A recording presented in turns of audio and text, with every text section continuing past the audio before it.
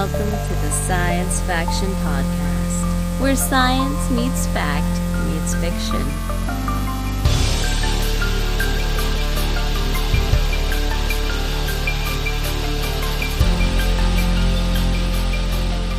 This is Science Faction for the week of August 4th, 2025. I'm one of your hosts, Stephen Dominguez, and with me today, not in super hot weather, is my co-host. What up? It is Benjamin Danielalis, and not in super hot weather. Yeah, it was chilly last week, dude, except for you. Except for me, yeah. Right off the bat, before I get into how I melted this weekend, Devin's not here again this episode. He's away. He's traveling with his family. His loss. Right. Our gain. Oh well. So hopefully he'll be back next week, unless he goes somewhere else. He's off rambling. Yeah, he's a real rambling man. He is a rambling man. He's all traveling, and sometimes he bestows his time upon us, and that's nice, you know. And then other times he says, "Screw you guys, I'm out. You guys handle this podcast I started." And I go, okay, you know, whatever you say, boss. Yes, boss. Yes, boss man. So, anyways, Devin's not here this week. That's fine. Hopefully next week. I was in Palm Springs this weekend. Oh, nice. Okay. Yeah. Okay. No, you don't want to go to Palm Springs at the end of July, beginning of August. No. I mean, we have had a fairly mild summer so far where we're living. And atypically, the climate's changing, folks. The last couple of birthdays that my youngest has had, because her birthday is at the end of July, one was like 100 degrees. The next one, it was like 70 degrees. And then this year it was like 80 degrees or something. Like it's up and down. But anyways, Palm Springs is up and down in a different way, and it's very much up. When we got there on Thursday, it was 112 degrees.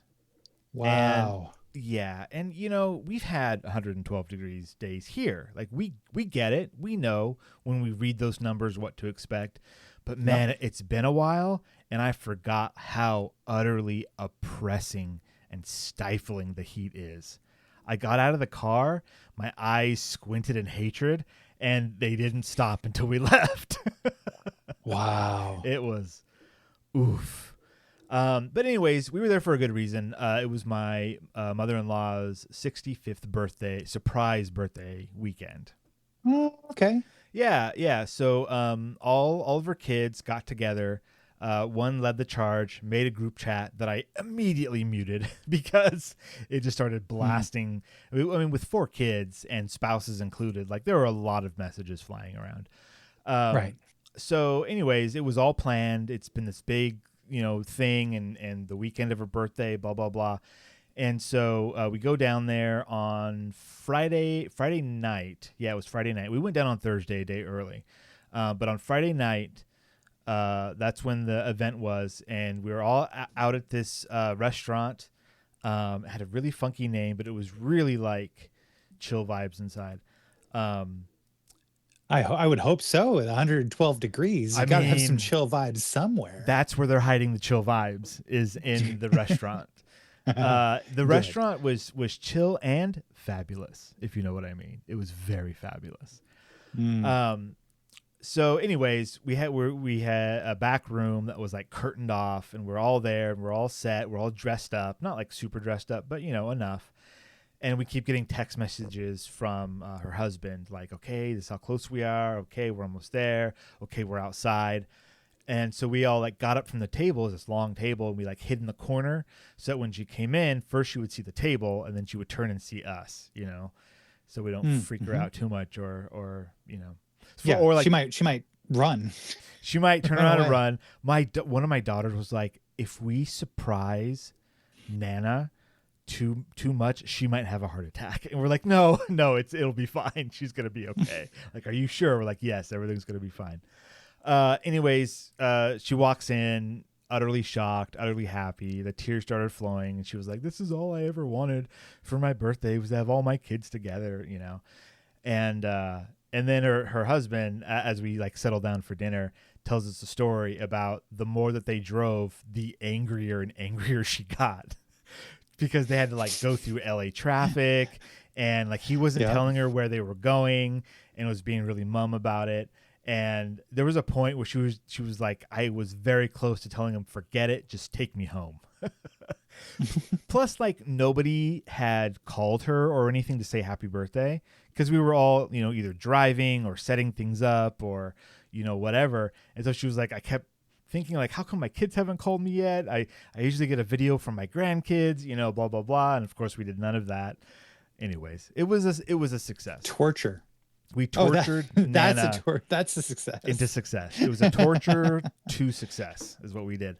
And then the next 2 days were spent just like hanging out at the Airbnb, giant house, had a pool, all that stuff. The kids swam almost the whole time, which is great with the little cousin. So yeah, besides the extremely long car ride there and back and the heat, it was a good weekend. Okay. One little bit of good came out of that. I mean, more than one additional little bit of good besides the good that we all did. I read a whole book. Oh, read like or like listen to? No, read with my eyeballs on letters in a digital fashion. Dang. All right. Yeah. Before we left, I was looking for something to read, because I wanted something like short and kind of sciencey, but also kind of adventure-y. And so immediately I was like, Michael Crichton, right? There's always like a science bend to it, but it's usually some kind of adventure. They're usually pretty easy reads. You know, you're not getting into this big, dense world of, no, it's like, it's just enough. And of course, my first thought was Jurassic Park, because obviously, but when I thought about it for like half a second, I was like, I've read Jurassic Park too recently. I have to space that out. I read it once every couple of years, and it's been too soon. So I went to my next favorite Michael Crichton book, which I can't remember the last time I read it. I know I read it in high school, and I read it a few years later because I can picture myself reading it when I had a studio apartment in Oxnard. But I'm sure that wasn't the last time. Anyway, the book is Timeline. I've never read that one. Oh, it's pleasant. Okay. It has quantum mechanics. It has a-hole CEOs, and it has the past, but in the multiverse. And it's a rollicking adventure full of death and murder in the Middle Ages. You can, Michael, I'm speaking to you from beyond the grave. You can put that quote on your book on the cover if you want. A rollicking adventure of death and whatever I said. Destruction in the Middle Ages? Yeah, of death and destruction in the Middle Ages. Is that the title of this episode? I was thinking torture to success, but that's kind of... I mean, either way. It's going on the list. Put it on the list. We'll let ChatGPT decide.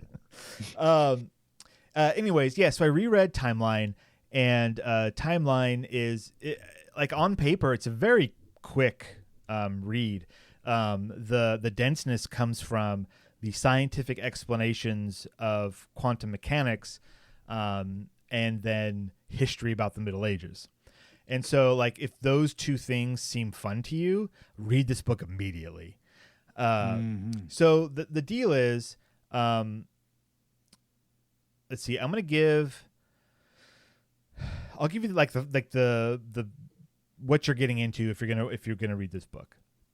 So first off, and he wrote Jurassic Park in a very similar manner. It starts off like you don't know what this book's about. So it starts off with like history about the Middle Ages, and then it goes to a guy showing up in the desert wearing weird clothes, and then the doctors examine him and they're like, something's going on with his fingers. And then, like, after some more pages of science, it goes, we did an MRI, and like it looks like the capillaries have been split, like they're malaligned, like they're off a little bit. And so it looks like he's got like frostbite, but they found him in the desert, you know?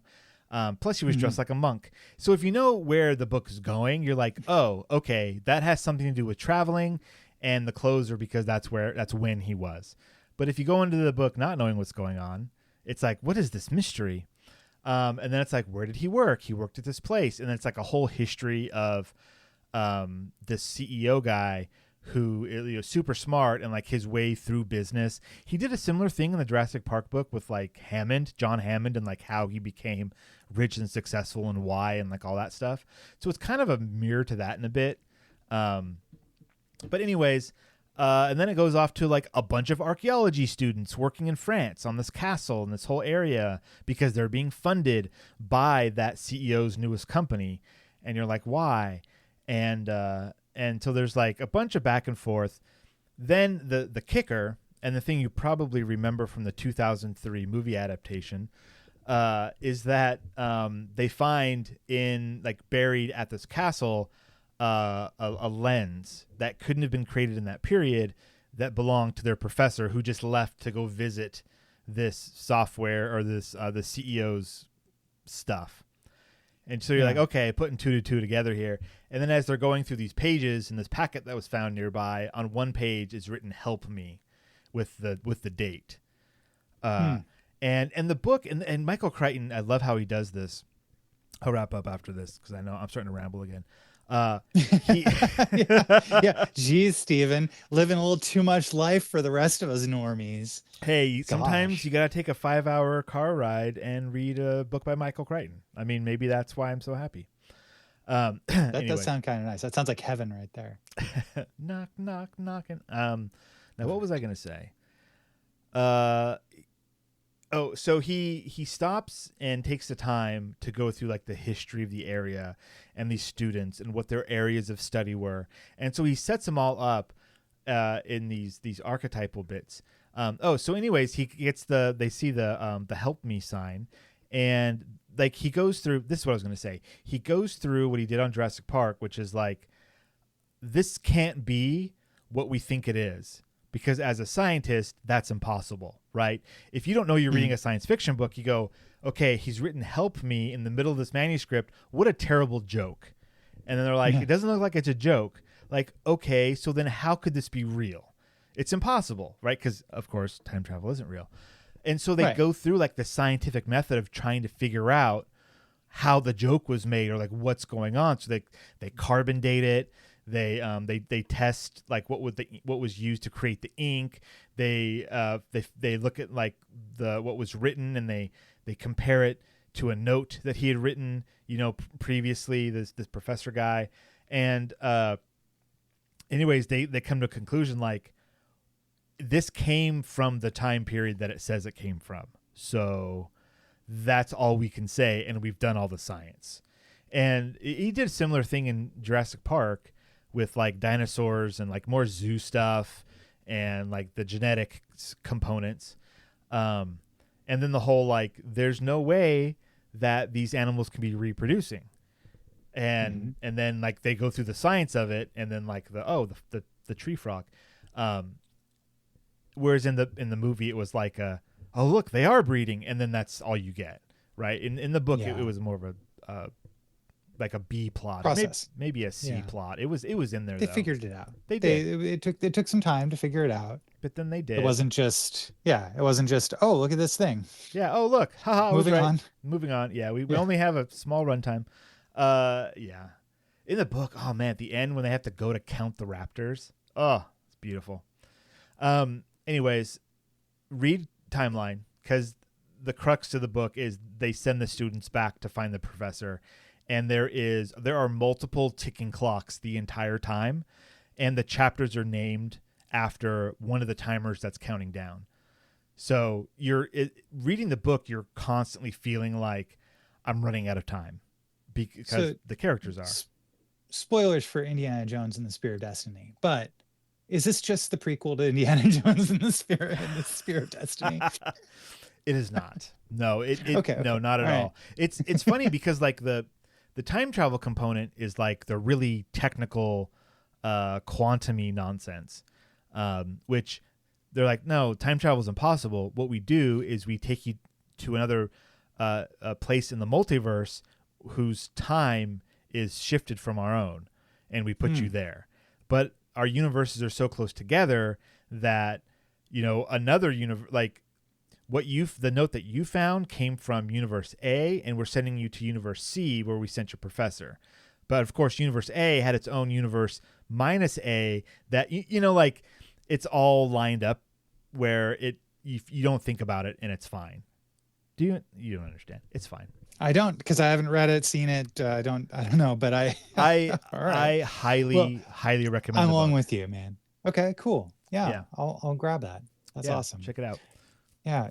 Tonight I had something that, like, if I were to go back in time and tell my 12-year-old self, like, hey, dude, I just did that, I'd get a big high five, and it would be just like, cool, way to go. Good job, big bald man. I'm gonna go read Arthur C. Clarke.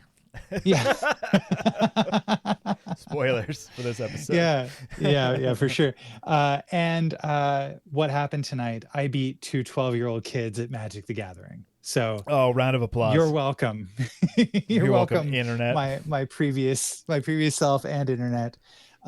Yeah. So what is that? Twice now you've won a game of Magic? Yeah, exactly 2 times. It's so good. I was, basically, my son had one of his friends over for a sleepover tonight, and we got through eating dinner, and I was like, so what are you guys going to do? You guys going to go back and play more Minecraft, or do you want to play a card game, a board game? What? Because lately I've been, Flint's been getting into some card games with me that have been like, okay, cool. We're now hitting like my favorite card games of all time. So anyhow, his friends kind of looks at me and says, well, I did bring my Magic the Gathering decks. And I looked at him and I said, would you play with me? And the answer is yes. And so that we played all 3 of us played, and it was a lot of fun. I brought out a bunch of my decks. I lent one to Flint and used one myself. And I was kind of concerned going into it because I'm like, hey, I really have not I don't know anything about modern Magic the Gathering. Like, they're making Magic the Gathering cards in the Spider-Man universe right now. Like, they licensed like a ton of properties, and they make specialized decks that I think aren't like tournament legal, but you can obviously you can play with them, mix and match. They got Fallout ones, Jurassic Park ones. It's crazy. Yeah, they have Fallout Magic the Gathering decks. Yeah, they like synergized it with when the show came out, I think, because I remember seeing them on the shelf around then. And there was a bunch of them. There was like 5 or 6 different decks that you could buy, and then packs and stuff. It was nuts. Yeah, that's pretty incredible. Way to go, Wizards of the Coast, making that money, and Bethesda, and Bethesda, yeah. But he pulls out his cards, and I'm like, I recognize all these cards. Hey, these cards are from when I was playing them. Yeah, they're not like I think the newest thing I saw from him was like 6th edition. I'm like, all right, let's go. Let's go. So what I remember from playing Magic a little bit, I was into it for a couple of years, but I would follow certain sets, and there would be a lot of repeat cards that just had new art on them to match the art of that set. Over and over and over. So it's not as like when you look at a pile of Magic cards, you're like, okay, half of those are just the same thing. It's fine. For sure. Yeah. But I mean, like when you see like the T tap symbol, like that. Oh, wow. You had some vintage cards. There's something that kind of breaks open inside of you, as opposed to the modern tap symbol. It's like, oh yeah. Magic, that's great. That's one of those games that while, yes, there's been rules added and maybe there's been power creep over the years. Like you told me in pre-show, become a patron and listen to that. You told me in the pre-show that you played a deck that you haven't touched since before your son was born. How old is he? He's 12. 12.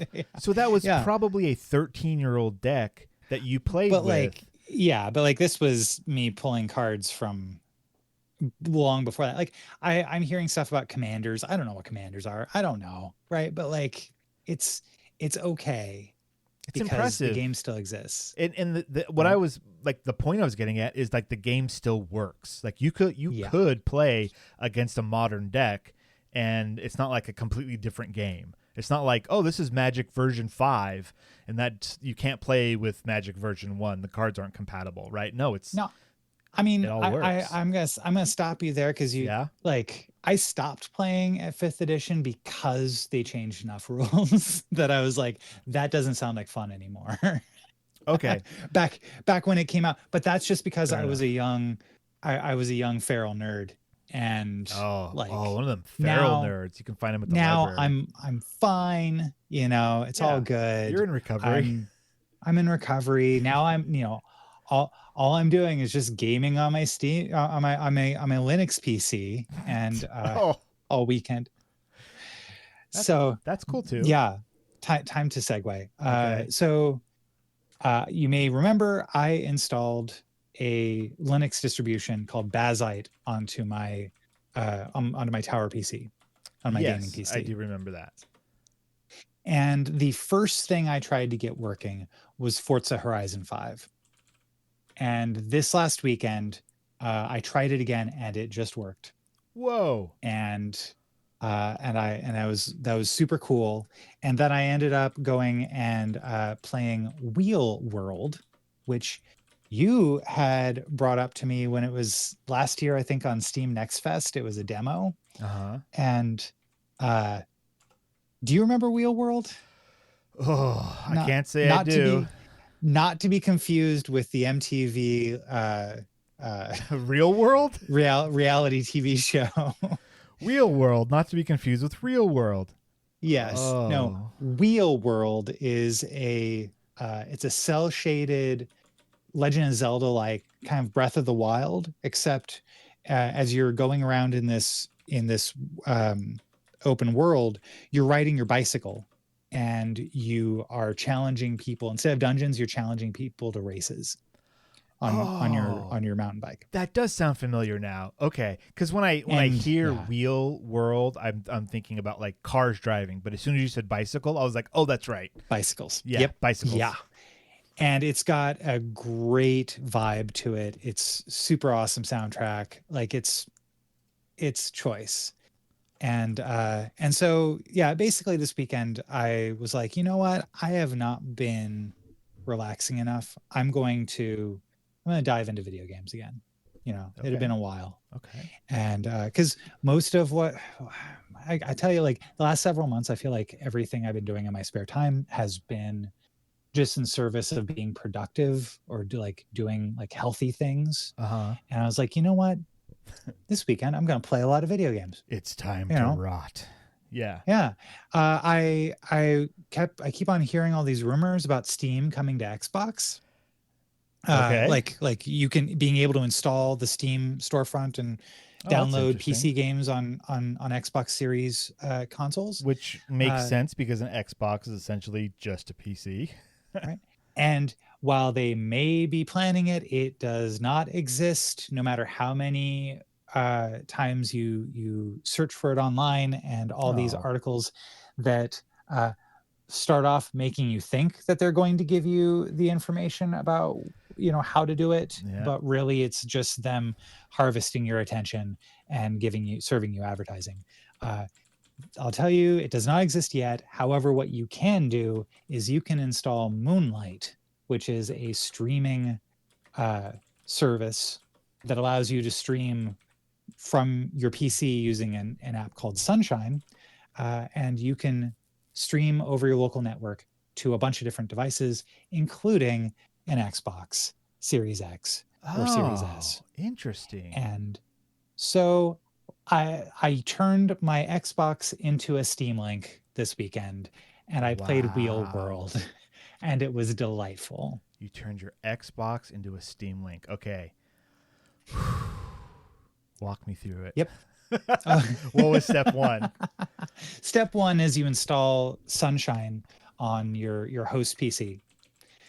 Step two is, and I did this on my iPhone. I did it on my Ambernic RG35XXSP little handheld video game system. I did it Okay. on my Steam Deck, and I did it on my Xbox. You download an app called Moonlight, and they're all just on the different platforms. You don't have to do anything special. Go to any weird website and hack it all. It's all there. Moonlight is there, and it works best if you've got two devices that are physically connected to your network, not necessarily over Wi-Fi. Oh, But, okay. Yeah, but it was very nice on the Xbox, and so yeah, So the you, Xbox got a lot more play recently. so today. now you can take all of your Steam games that are living on your PC, route Mhm. them through the Xbox to your Play them on my TV. to your living room essentially, or Yeah. or any other device that you have that Moonlight installed on. Exactly. Yeah. Neat, dude. That's pretty cool. So yeah, and Huh. and the fact that it's just it just works. Just It was works. really cool. Very, Wow. very cool. Fantastic. Yeah, well, All right. we're 25 minutes in. my friend. Oh man, I see a note here that says we're supposed to talk about 5 minutes each. I think we've surpassed that this episode. So let's move on to future or now. Now. Ben, take it away. Is it future or is Sure it now? This one is now, but a little future. So, Stephen, Yeah. I don't know if you're as concerned about this as I am, but there are a lot of fake videos online. The age of AI No way. has meant that it is so easy to lie to people about what really happened by showing them a video. And Right. so an article from cornell.edu, hiding secret codes in Liked protects against fake videos. Secret codes in light. Okay. Yes, yeah. So a team of Cornell researchers has developed a way to watermark light in videos, which they can use to detect if video is fake or has been manipulated. Okay. Wow. I'm so excited about this. I'm shocked. But so the idea is to hide information in nearly invisible fluctuations of lighting at important events and locations, such as interviews or press conferences or even entire buildings, like maybe the United Nations headquarters. The fluctuations are designed to go unnoticed by humans, but they can be recorded, or when they are recorded, it's like they're a hidden watermark in any video captured under the special lighting, which could be programmed. Yeah. And so like this watermark can be programmed into computer screens, photography lamps, built-in lighting, and each watermarked light source has a secret code that can be used to check for the corresponding watermark in the video and reveal any malicious editing. Wow. That's what we need. That's definitely Yes. what we need going forward, especially towards whatever new elections come around, because there are going to be people with money that are going to be generating fake stuff that we're going to have to be able to go somewhere and be like, was that real or not? Because even they're people gonna be that clever. don't have money, that just want money or want attention or want like it's not just the billionaires, but there's also think about scamming your scams. grandma to Yeah. send Steam gift cards. Or think about countries that have entire teams of people that don't want your country to have a functioning government, maybe. Yeah. Right. Oh yeah. So yeah, although all of these bad actors, we need a way to be like, look, this real, this fake, this why. Yes. Yeah. And so this is super cool to me. Because it's all about embedding the code, like embedding these watermarks in lighting itself. And so the idea is that likely this is not something that anybody like that's just going to be existing everywhere, but it's something that like for important things where what was said and what happened really matters. Yeah. Because this is a way of turning to a team and going, hey, did this really happen? Is this, Let's check or is it this. all just malarkey? How was this image manipulated? Show Yes. us now.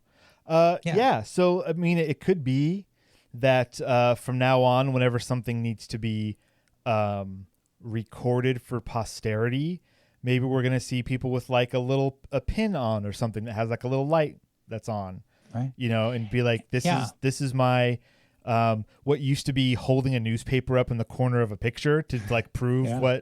when it was. Like this will be the new that, right? You got a little pin on, Right. and so now like whoever wants to analyze the video can tell if it was real or if it was fake.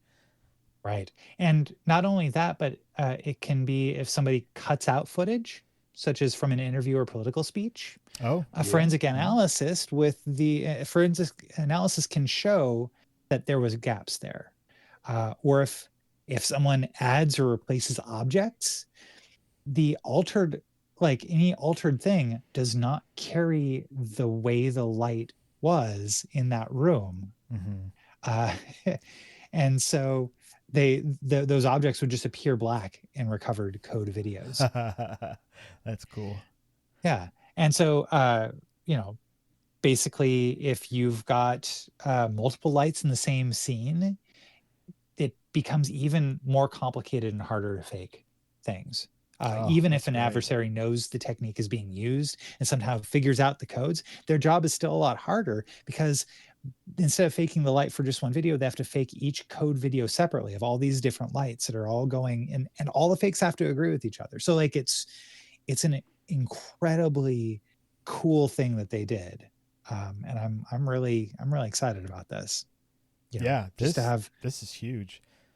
Yeah. Because it used to be that the way things were verified is you took a picture of it or you saw it yourself. It didn't happen. Yeah, exactly. Yes, 100%. And now that cannot be true anymore. It's, pics are going to happen anyway of things we don't want. Yeah. So, well, I mean, and then it was video, or it didn't happen. We can trust video, right? Right. Yeah. There's no way they could video. Fake a video and, oh no, look, it's that person saying that thing. We couldn't make that person say this and then record them. Now that's out the window too. I got Sasquatches running through the forest with a selfie stick, yelling to me about sniffing the white stuff in the camper's van.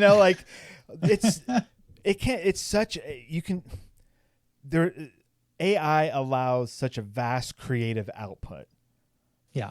Anything that you can think of, and that quickly happens and it's dumb and it goes away. But then like the creative people come in and go like, okay, now that we can see the breadth and the width of this technology, how can we use it to express these stories and these things in ways that we can never would have thought of before, or would have been super cost prohibitive before. I saw one. It was obviously one of these AI things, because there were marks, there were things that you could tell, but it was like Return of the Jedi Luke Skywalker arriving on a planet, talking to R2, walking down this corridor and meeting this other Star Wars character. And it was all like, it sounded like Mark Hamill. If you were to pause it, it looked just like 1982, 83 Mark Hamill. The only the parts where it was weird is in the lips moving to have him talk a little bit off. You could tell like, oh, this isn't, you could tell immediately. And then the other thing is that the background kind of had that soft kind of looks like a retro 70s photo that's been airbrushed kind of vibe to it. It didn't exactly look like a movie set, but somebody that sees that and goes, wow, I've had this idea for a Star Wars story or for whatever. Look, now I can do that without hiring a cast and building the sets and doing the special effects and all this stuff. And it may not be perfect, but at least they could get their vision out there and it won't just die in the ether, Yeah.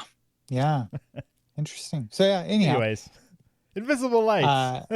Yeah. Now, these things that happen to a long time ago in a galaxy far, far away did not actually happen, Stephen.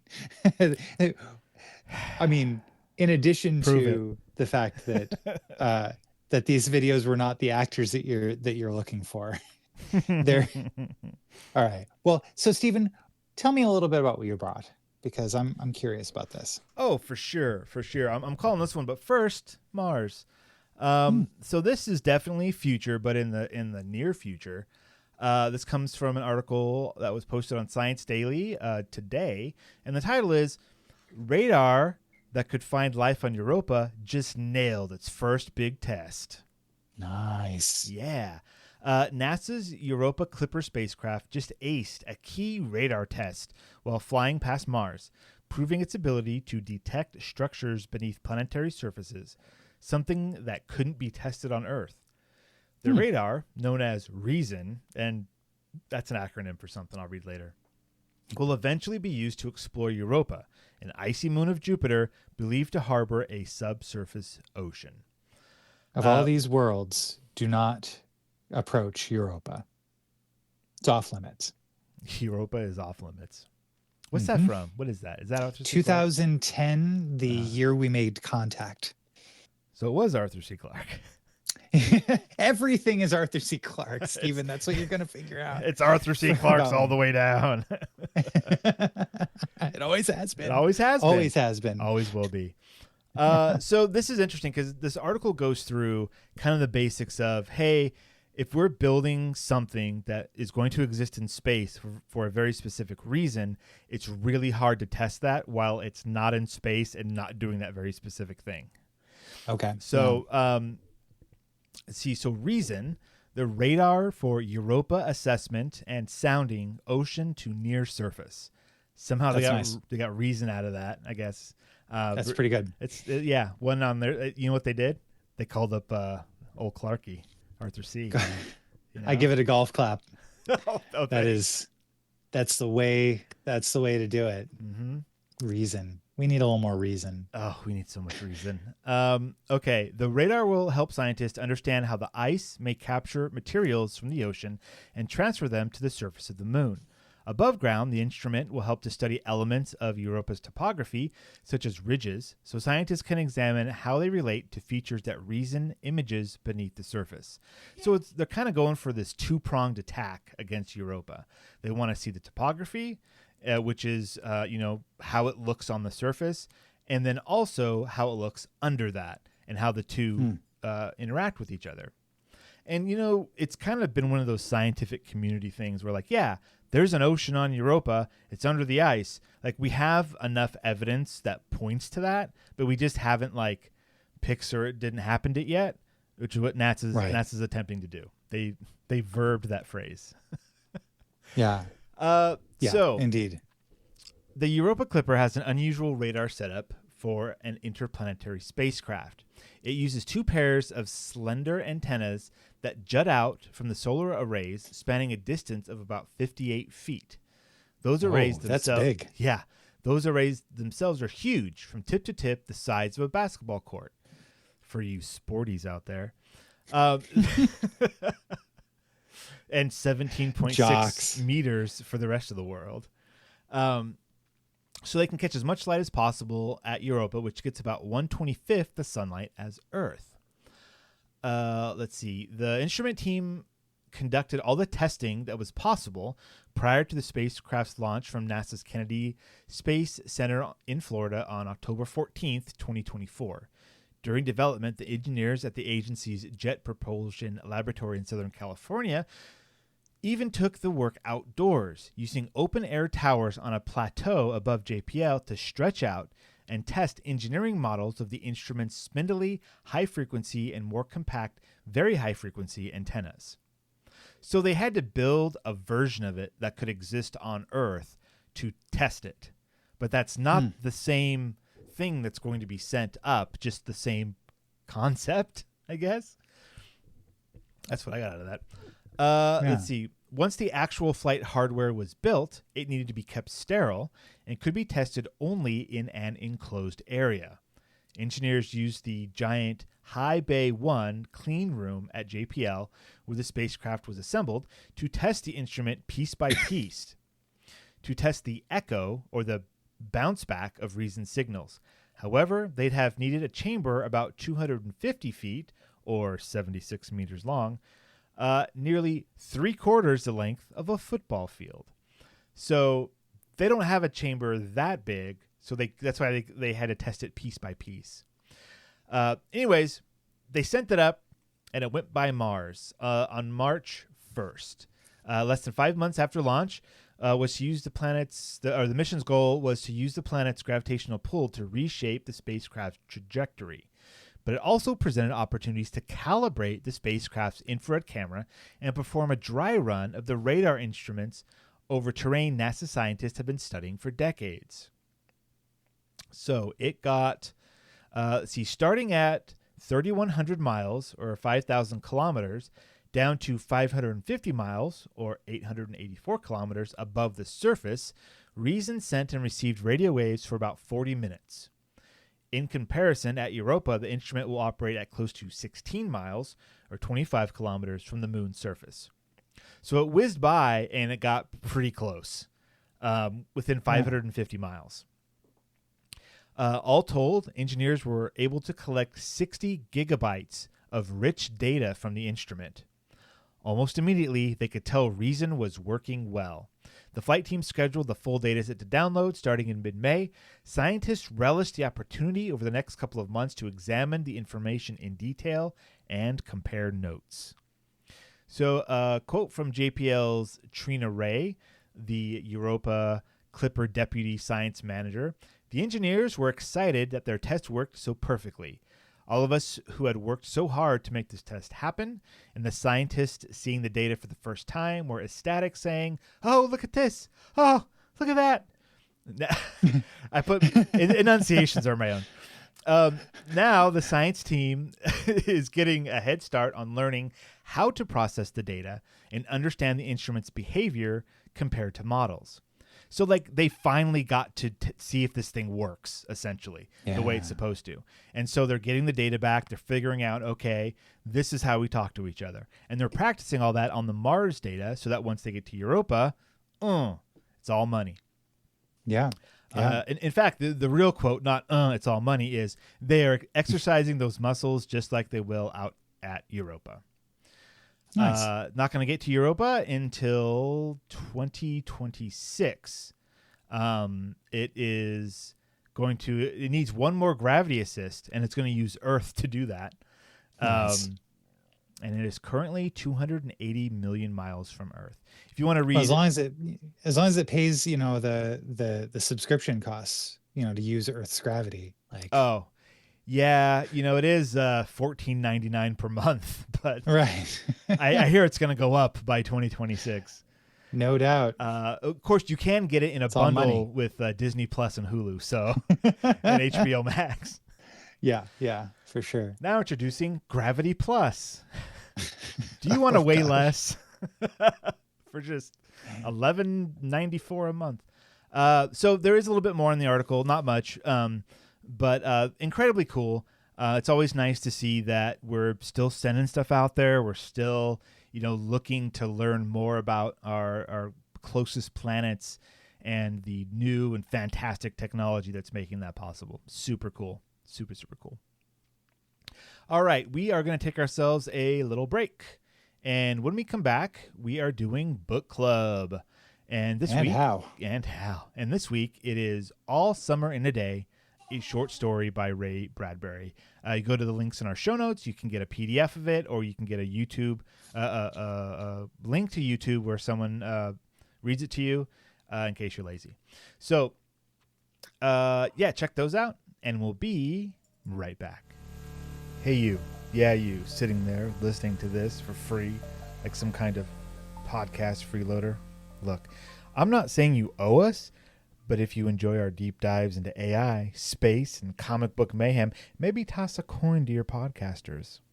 Join our Patreon, get into our Discord, grab some exclusive content, and finally achieve that deep, satisfying sense of superiority over your non-Patreon listeners.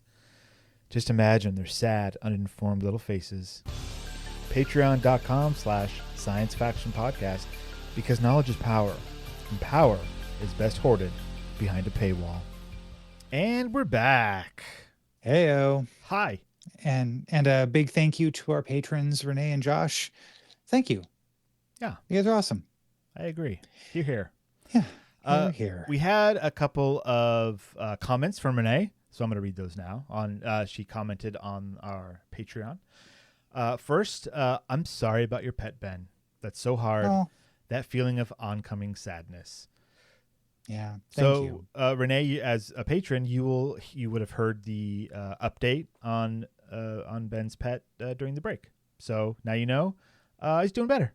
Now everyone knows, so they don't have to become a patron. She also says, "Oops, maybe I'll bleep that. That'll be hilarious."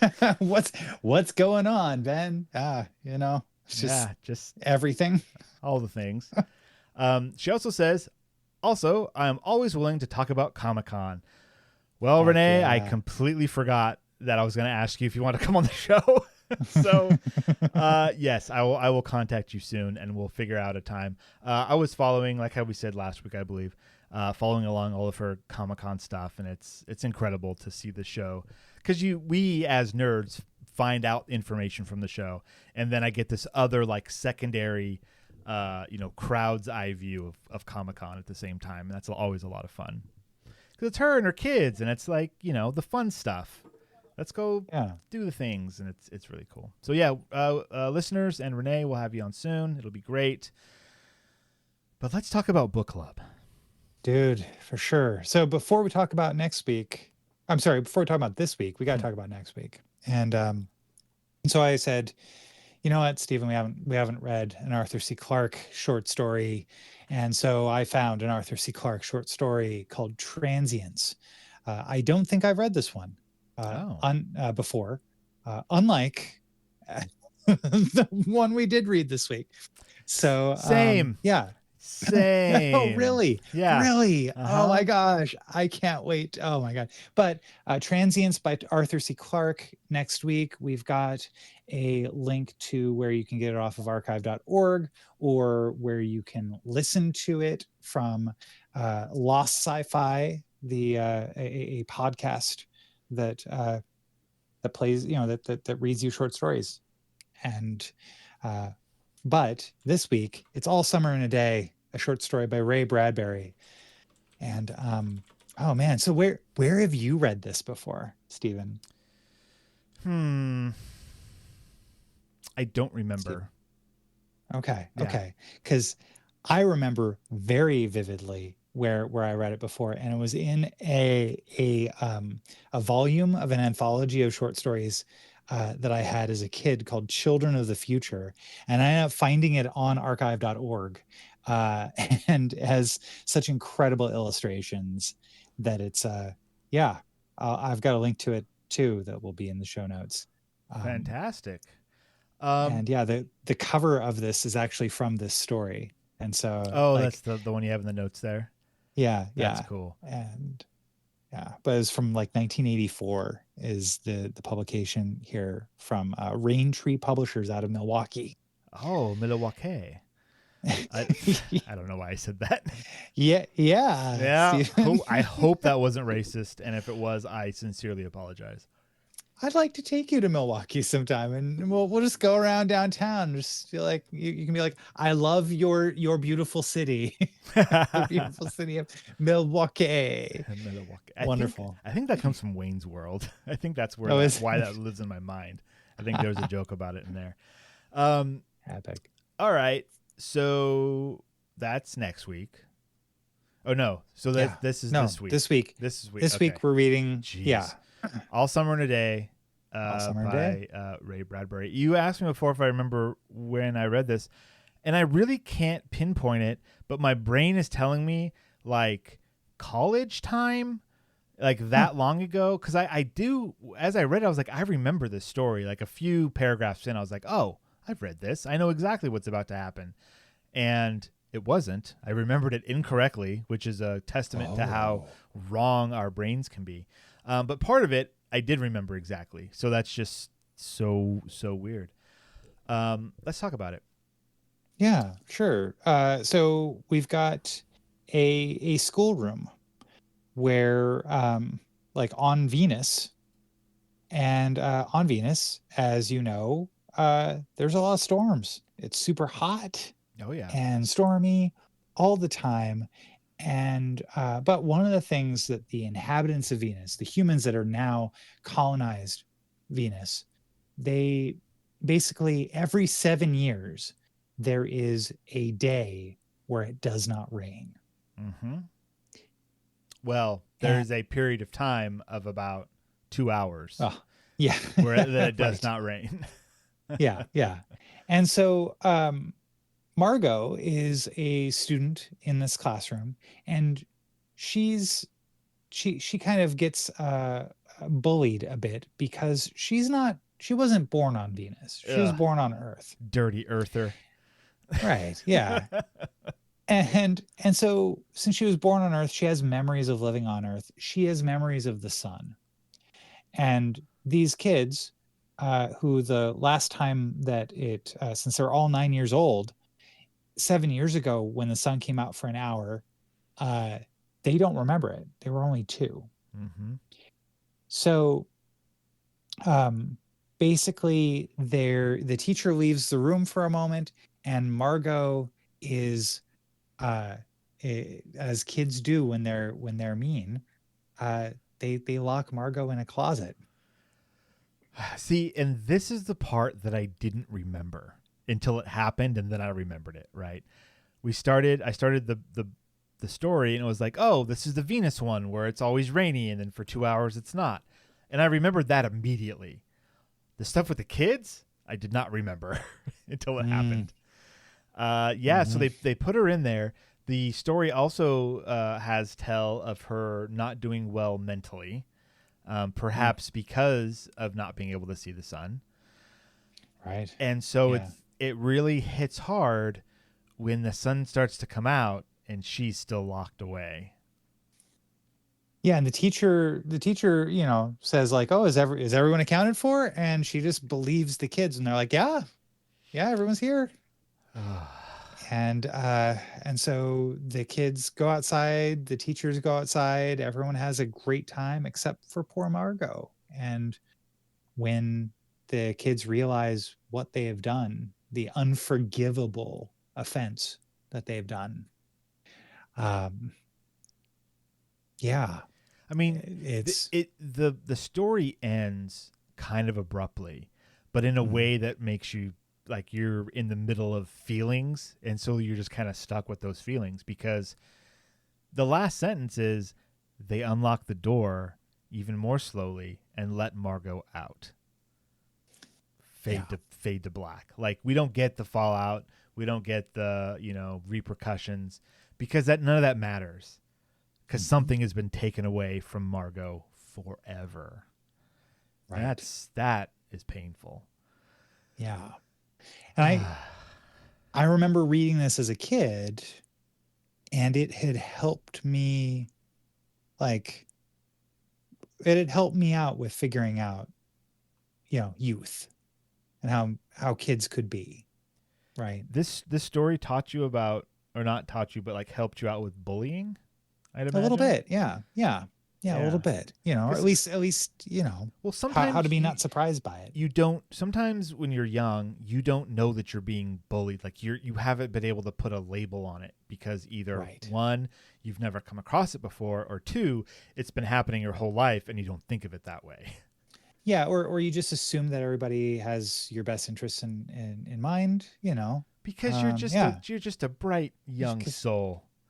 Right. Ben, aren't you? That has been, I've been accused of that. Yeah. Yeah. You've been accused. Indeed. So like, I think, I don't know. This is an interesting thing because I wonder, do you think that this story should be given to kids? Oh, most definitely. Yeah. Okay. All right. Because I actually I'm thankful for my experience with this story growing up. Well, this story is great because it shows how it feels to be bullied. Mm-hmm. and it's kind The of empathy. it's kind of benign as well. Like, yeah, they push her around, they force her in a closet, lock her up, and a terrible thing happens. But there's also no like super violence.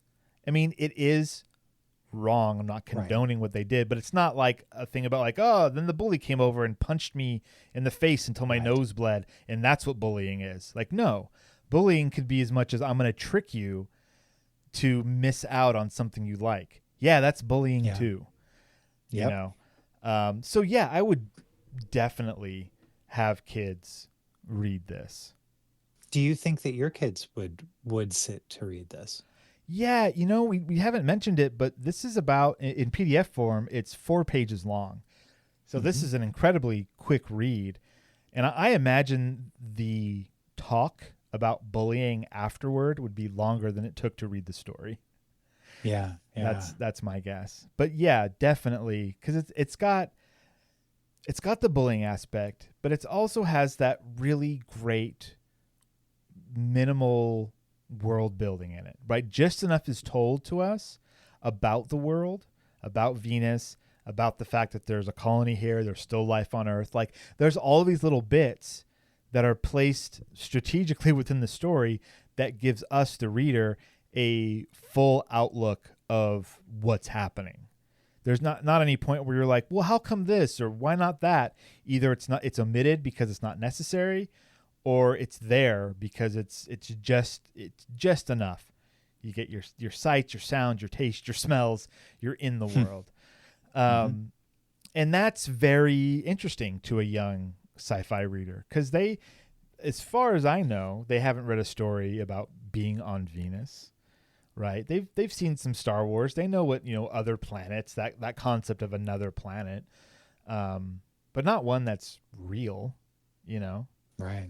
So, yeah, from all ends, please read this to children. And here's the bonus. You read this to your kid and your kid's like, yeah, lock her in the closet. And you're like, okay, now I know a different way I need to parent.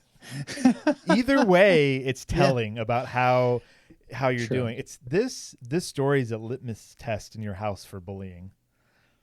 Yeah. Dip it in. Quote, put that quote on the box. All right. Well, I think we're at time. Yeah, I think that about wraps it up for us. Let me just quickly go back to my notes here and make sure. Oh yeah, that's all the things. Right on. Well, so hopefully next week we get some Devin back. Sure. And I don't know, or maybe he's living his best life, and because I think he's like traveling on like a family vacation, but that's one of those where like he's also working. He's still working. Yeah. Because he can work remote, and so like that's kind of cool. And we tried to get him on the podcast like we did last time, and it just, the timing doesn't work out. So, I got one more quick thing to talk to you guys about. Okay. All right, just you and me. Just you and me. This is you and me. Yeah. All right. Coffin Wars on ESPN 8. Do you know anything about the it? Ocho. The Ocho. I know about the Ocho. Okay. Well, I'm going to talk to you and the patrons about it after the show. So, okay. In the meantime, do you have any last words? Yeah. Well, so, okay. You're a hipster if you burn your tongue on a hot drink. You drank it before it was cool. Good night, everybody.